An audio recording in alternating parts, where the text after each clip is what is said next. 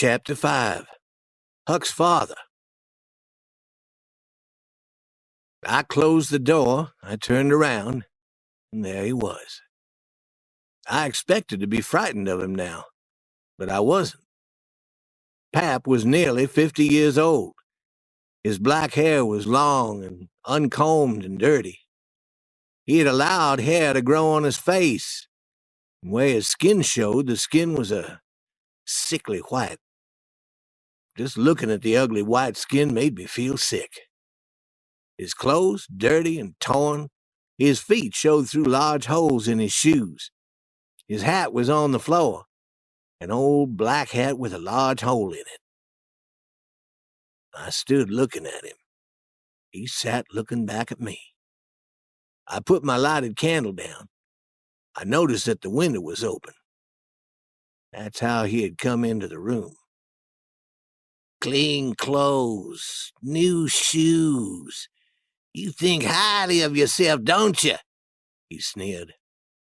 Maybe I do, and maybe I don't, I answered. Don't talk to me in that tone. You've changed in many ways since I've been away.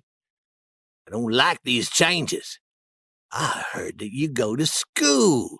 You think you're better than your father 'cause he can't read and write. Who gave you permission to go to school? Answer me! The widow gave me permission. She told me to go to school. Widow? Who gave the widow permission to tell my son how to live? She's not part of your family. She has no authority to tell you anything. You stop going to school. I'm your father, and I don't want you to be better educated than I am. I don't want to find you at that school again. Your mother couldn't read and she couldn't write before she died. No members of your family could read or write before they died. And I don't want you to be better than the other family members. If I see you near the school again, I'll beat you. He sat there looking angry. I see that you're now living in a proper house and wearing fancy clothes. You have a good bed to sleep in while your father sleeps outside on the ground. People tell me that you're rich. People lie to you. Be careful what you say to me. I've been in this town for 2 days, and all the people tell me how rich you are. I heard about your money when I was far away down the river. That's why I'm here. I want your money. I want you to get it for me tomorrow. I don't have any money. You're telling a lie. Judge Thatcher has your money. Get the money from him. I want it. I don't have any money. Please believe me. Ask Judge Thatcher. He'll tell you that I have no money. I'll ask him tomorrow. I'll force him to give me your money. How much money do you have in your pocket? I have only $1, and I want to give it to you. I don't care why you want it. Give it to me now.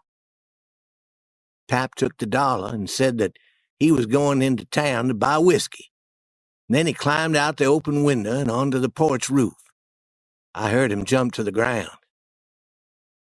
The next day, Pap was drunk and went to Judge Thatcher's house. He tried to force the judge to give him my money, but the judge refused. Then Pap told Judge Thatcher that he would make the law force him. The judge and the widow went to court and tried to force the law to take me away from Pap and allow me to live with one of them. A new judge who did not know Pap had arrived at the court. The new judge said that the court must not separate a child from his father. So the widow and Judge Thatcher didn't succeed in their plan. Pap would have authority over me, though I continued to live with the widow.